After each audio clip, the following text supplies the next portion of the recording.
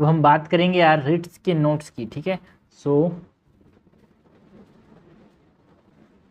Ritz, सबसे पहले तो ये जो रिट्स का जो कॉन्सेप्ट है वो कहाँ से लिया गया है?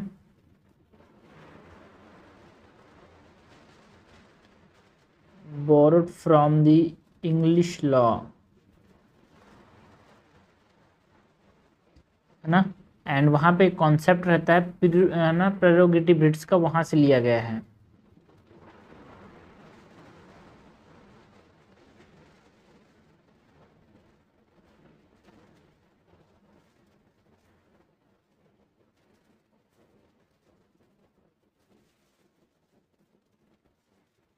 एंड ये डिफरेंस है भाई, हमारे पास जो रिट्स जुरिस्डिक्शन है supreme court and high court, उसमें एक डिफरेंस है।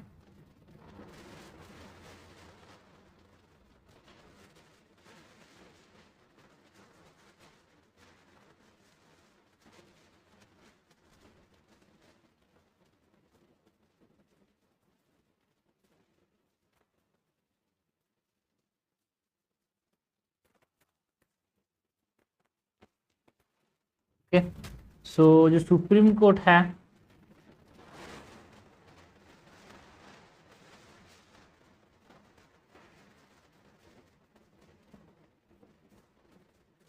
एंड इधर हाई कोर्ट। सुप्रीम कोर्ट की बात करें तो only for the enforcement of fundamental rights, है ना। सुप्रीम कोर्ट रिट्स इशू कर सकते हैं। रिट्स एक प्रकार से आदेश बोल सकते हो, है ना, शॉर्ट में। So only for enforcement of fundamental rights. But high court की बात करें तो high court can issue writs for fundamental rights and other purpose to.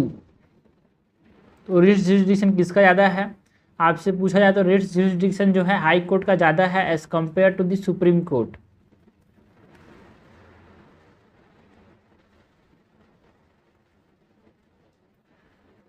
And जो सुप्रीम कोर्ट है उसका जो टेरिटोरियल जुरिस्डिक्शन है वो होल इंडिया पे लाई करता है।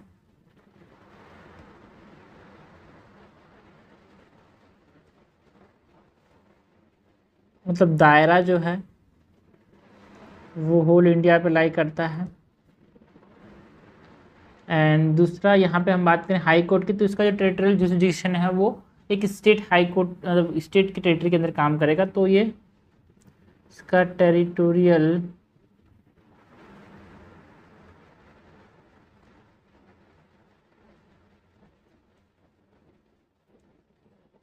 जहाँ जहाँ पे हाई कोर्ट का जो जुरिस्डिक्शन चल रहा है स्टेट हाई कोर्ट का, वहाँ वहाँ तक इसका टेरिटोरियल जुरिस्डिक्शन होगा।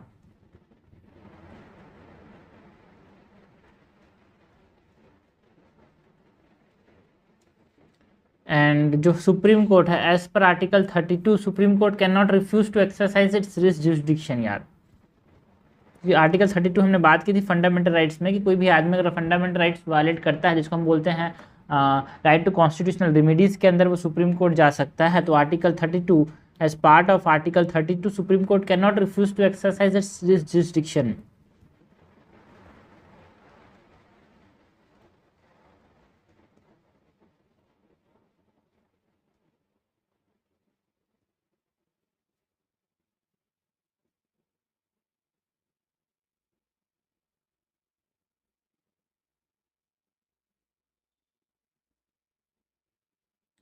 बट हाई कोर्ट की बात करें तो हाई कोर्ट कैन रिफ्यूज, यार, है ना। तो रिट जुरिस्डिक्शन जो है हाई कोर्ट का, यहाँ पे आर्टिकल 226 के अंदर ये डिस्क्रिशनरी पावर मिलता है कि हाई कोर्ट चाहे तो रिट्स को माने, चाहे तो उसको डिसरिगार्ड कर दे, खारिज कर दे। So can be refuse. तो रिट, अगर आपसे पूछे कि रिट जुरिस्डिक्शन कौन रिफ्यूज कर सकता है तो हाई कोर्ट रिफ्यूज कर सकता है, सुप्रीम कोर्ट रिफ्यूज नहीं कर सकता। तो ये हमने बात किया अबाउट द रिट्स, ठीक है। बेसिक चीज़ें की बात की हमने, बोरोड कहाँ से किया गया है, डिफरेंस रेट जुरिस्डिक्शन में। एंड मेन चीज़ तो अभी बात करने वाले हैं भाई,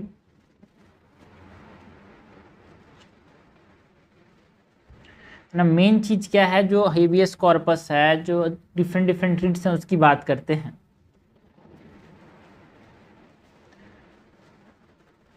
सो सबसे पहले अगर हम बात करें तो जो हेबियस कॉर्पस का जो जुरिस्डिक्शन है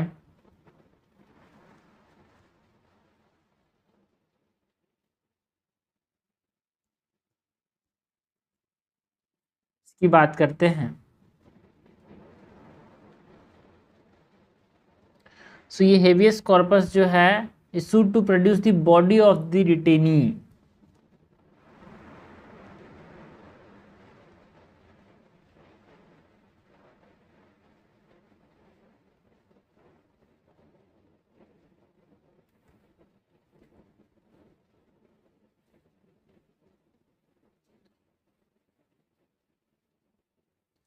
And it can be issued against both public as well as private individual.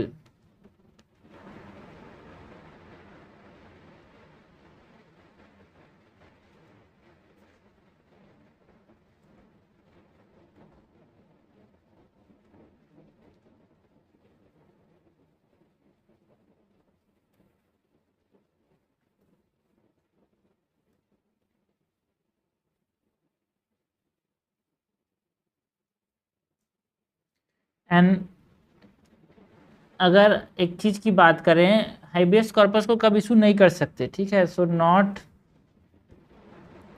Issued in case of, अगर लॉफुल डिटेंशन है,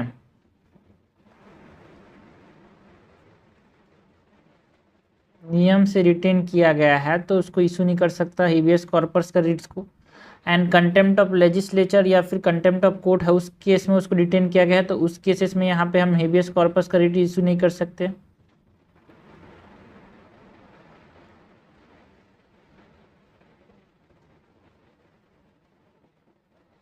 डिटेंशन बाय कोर्ट, कोर्ट ने खुद डिटेन किया है तो उस केसेस में, है ना, मतलब एक तरह से आपको कोई डिटेन कर दिया है तो सुप्रीम कोर्ट बोलता है कि आप बॉडी को वहाँ मेरे सामने प्रेजेंट करो, इसको बोलते हैं हेबियस कॉर्पस। ये जो आदेश है एक प्रकार से, ये जो रिट्स है इसी को हेबियस कॉर्पस बोलते हैं। तो रिट्स को तब इशू नहीं कर सकते जब सुप्रीम या फिर कोई कोर्ट ने आपको ऑर्डर दिया कि इसको डिटेन करो, या फिर कोई लॉ के अंदर इसको डिटेन किया गया है, या फिर आपने कंटेम्प्ट ऑफ कोर्ट किया, या फिर लेजिस्लेचर का कोई अवमानना किया तो उसके रिगार्डिंग आपको यहाँ पे डिटेन किया गया, तो आप उस केस में हेबियस कॉर्पस का रिट्स को इशू नहीं करवा सकते, है ना। सुप्रीम कोर्ट के पास नहीं जा सकते, हाई कोर्ट के पास नहीं जा सकते कि मेरे को वहाँ पे प्रस्तुत करना चाहिए था उनको।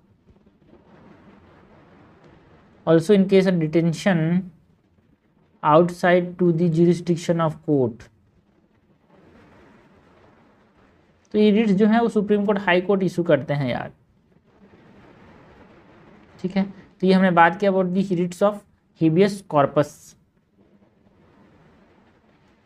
नेक्स्ट जो रिट्स है हेबियस कॉर्पस के बाद जिसकी हम बात करते हैं वो है मैंडेमस।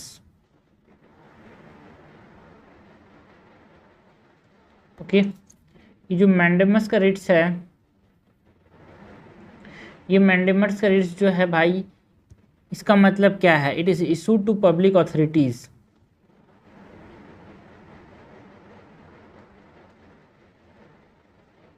और पब्लिक ऑफिशियल्स को यहाँ पे इशू किया जाता है to perform his official duty.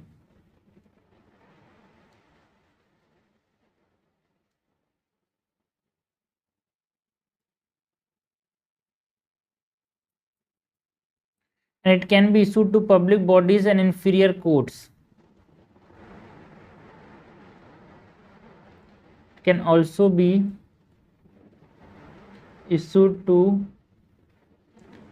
public bodies and inferior courts, ठीक है। लाइक हाई कोर्ट अगर इशू करा है तो उसके नीचे जो कोर्ट्स है उनको उनको ये आदेश दे सकता है, उनको ये रेट्स इशू कर सकता है। नाउ एक इम्पॉर्टेंट चीज़ ये है कि यहाँ पे किस किस केसेस में हम इशू नहीं कर सकते मैंडेमस, ठीक है। तो अगर आप याद करने का तरीका समझें तो हेबियस कॉर्पस मतलब क्या होता है, to have the body of, तो बॉडी के बारे में कोई भी चीज़ अगर यहाँ पे आई, बॉडी से रिलेटेड कोई भी चीज़ आपको दिख रही है तो आप समझना वो हेबियस कॉर्पस के बारे में बात कर रहा है। अगर to perform the official duty, अगर किसी को उसकी ऑफिशियल ड्यूटी परफॉर्म करने की बात की जा रही है मतलब वो मैंडेमस की बात कर रहा है, ठीक है। ड्यूटी या फिर ड्यूटी टर्म दिख जाए ना तो यहाँ पे आप समझ लें मैंडेमस की बात कर रहा है। Now mandamus can not be issued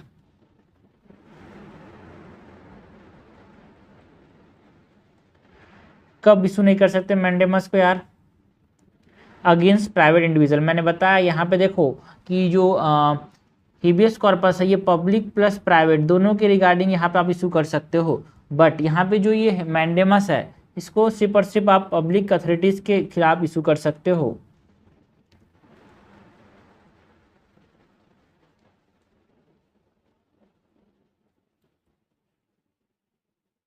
can not issued against the private individual, and कोई डिपार्टमेंटल इंस्ट्रक्शन है उसको आप एनफोर्स नहीं कर सकते।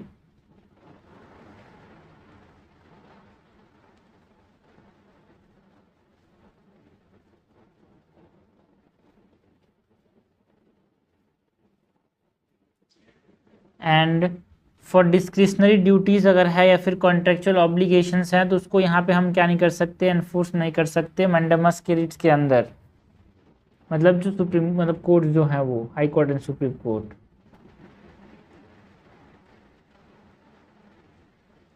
For discretionary duties and contractual obligation against president, governor, chief justice of high court, इसके खिलाफ आप क्या नहीं इशू कर सकते, मैंडेमस, है ना, to perform the official duties, ये रिट्स इशू नहीं कर सकते।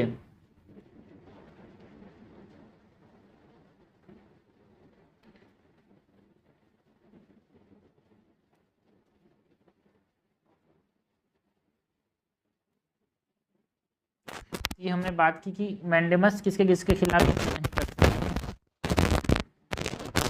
फर्स्ट इंपॉर्टेंट रिट है वो है प्रोहिबिशन का।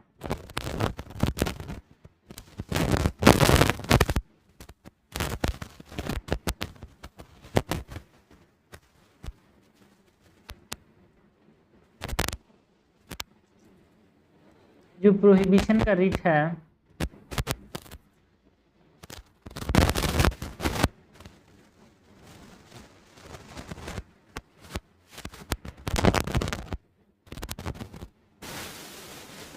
ये कौन, it is issued by higher court to the lower court, issued by higher court to lower courts to prevent what, to prevent exceeding its jurisdiction। अगर कोई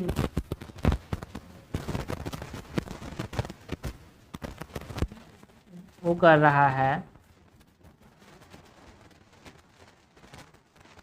पार कर रहा है, तो उसको यहाँ पे प्रिवेंट करने के लिए हायर कोर्ट्स जो है लोअर कोर्ट्स को इशू करते हैं। हायर कोर्ट लोअर कोर्ट्स की बात आए तो आपको याद रखना प्रोहिबिशन की बात करना, ठीक है। तो हेबियस कॉर्पस, हेबियस में बी आ रहा है, इस प्रकार से याद रखना, हेबियस में बी आ रहा है तो यहाँ पे to have the body of, ठीक है। मैंडेमस में डी आ रहा है तो यहाँ पे ये ड्यूटी की बात कर रहा है। एंड प्रोहिबिशन में यहाँ पे हाई कोर्ट अपने लोअर कोर्ट्स को यहाँ पे इशू करते हैं, हायर कोर्ट अपने लोअर कोर्ट को यहाँ पे ये आदेश देते हैं, प्रिवेंट करते हैं उनके एक्सीडिंग देयर जुरिस्डिक्शन, ठीक है। इस प्रकार से चीज़ों को याद रखा जाता है। प्रोहिबिशन की बात करें तो ये जो प्रोहिबिशन है कैसे प्रोहिबिट कर रहा है ना, प्रिवेंट कर रहा है, तो प्रिवेंट प्रोहिबिट इस प्रकार से याद रख सकते हो। एंड कौन है ना, एंड ये प्रोहिबिशन जो है can only be issued against judicial and quasi judicial authorities यार, can only be issued against judicial and quasi judicial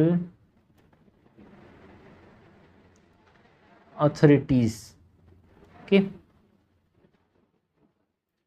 prohibition के बाद नेक्स्ट जो रिट्स इसकी हम बात करने वाले हैं इट इज सर्सोरियो और सर्सोरी। तो सर्सोरी लिखते हैं बट इसको प्रोनाउंस सर्सोरियो करते हैं, ठीक है। तो ये सर्सोरी का जो रिट्स है, ठीक है, ये जो सर्सोरी का रिट्स है ये क्या बोलता है भाई, सर्सोरी जो है it is issued by higher court to lower court either to prevent or to review decision यार, ठीक है। तो यहाँ भी प्रोहिबिशन के ऐसे हायर कोर्ट लोअर कोर्ट को इशू कर रहे हैं, बट जो सर्सोरी है ना ये अपने डिसीजन को रिव्यू करने के लिए प्रकार से इशू करता है हायर कोर्ट लोअर कोर्ट। यहाँ भी हायर कोर्ट लोअर कोर्ट को इशू करता है, बट प्रोहिबिशन में नाम से समझ आ रहा है to prevent its jurisdiction, prevent exceeding its jurisdiction, and certiorari के अंदर टू रिव्यू इट्स डिसीजन। यहाँ पे आर आ रहा है to review its decision. issued by higher court to the lower court either to prevent or to review its decision। ठीक है, तो यहाँ पे जो कीवर्ड है it is to review. Higher court lower court यहाँ भी है, ठीक है, तो सर्सोरियो में भी हायर कोर्ट लोअर कोर्ट है, एंड प्रोहिबिशन में भी हायर कोर्ट लोअर कोर्ट है। ठीक है, तो हायर कोर्ट लोअर कोर्ट दोनों जगह है, बट मेन चीज यहाँ पे ये है कि यहाँ पे है प्रिवेंट, एक टर्म है। ठीक है, प्रिवेंट जो टर्म है ना वो कहाँ पे है, प्रोहिबिशन के अंदर। ठीक है ना, सर्सोरी की बात करें तो certiorari can also be issued against administrative authorities, अपने डिसीजन को रिव्यू कर सके वो, तो कैन ऑल्सो इशू कर सकता है, court can also be issued against administrative authorities. Prohibition की बात होगी। एक लास्ट रेट जो बचा हुआ है वारंटो,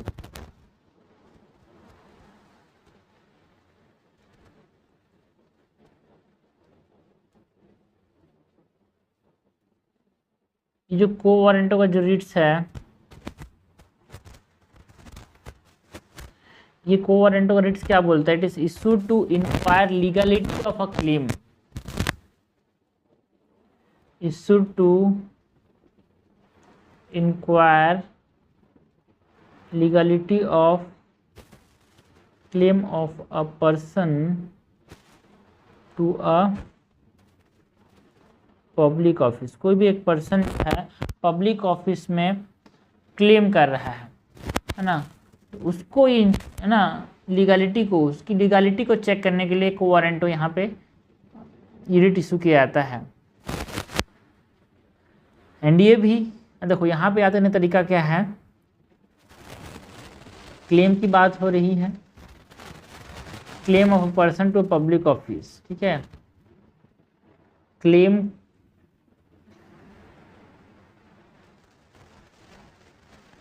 क्यू से क्लेम, सी ऐसे बनाते हैं इसको, ऐसे करके क्यू।